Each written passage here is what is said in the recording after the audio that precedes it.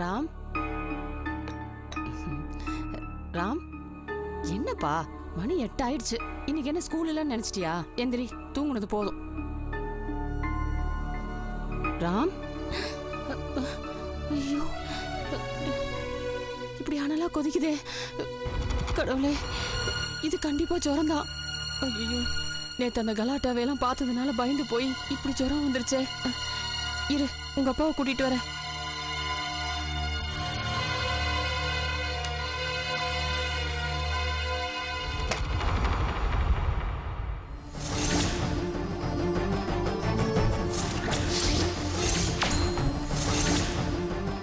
கணபதி, புள்ளியாரப்பா, அப்போ நேத்து நான் கண்டதெல்லாம் கனவுதானா? கனவாதான் இருக்கும். இல்லனா புள்ளியார் எங்க போயிருப்பாரு?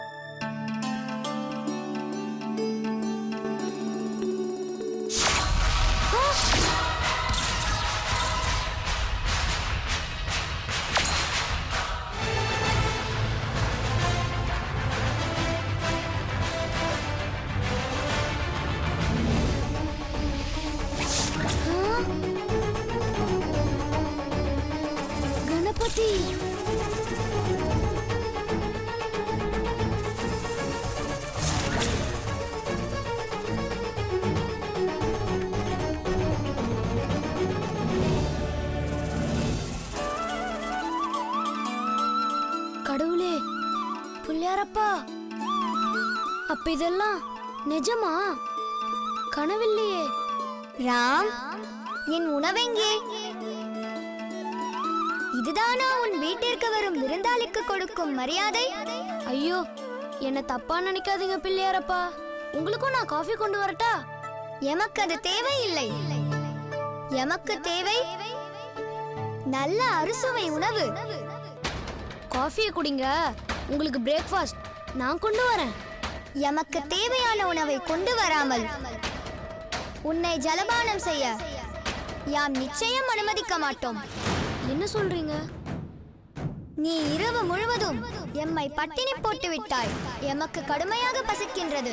எமது பசியை போக்காமல் நீ சாப்பிடவும் வேண்டாம், உடுக்கவும் வேண்டாம். உங்களுக்கு சாப்பிட இப்ப என்ன வேணும்? பிரேக்ஃபாஸ்டுக்கு தோசையும் சாம்பாரும் இருக்கு, எடுத்துட்டு வரட்டா? எமக்கு அது ஒன்றும் போதாது. உங்களுக்கு வேற என்னதான் வேணும்? கணபதி போஜனம் என்னவென்று தெரியாமலா நீ எம்மை அழைத்தாய்?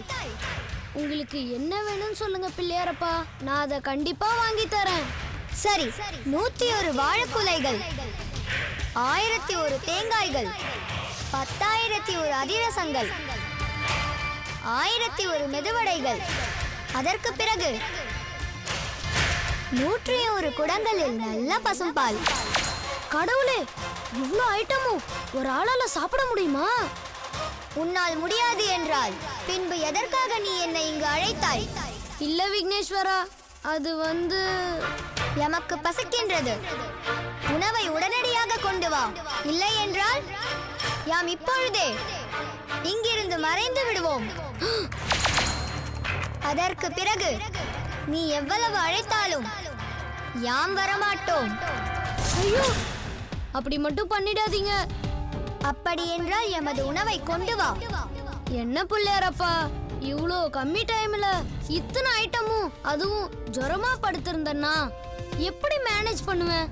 என்னோட ஜுரம் குணமாகட்டும், அதுக்கப்புறம் நான் உங்களுக்கு உணவு அரேஞ்ச் பண்றேன்.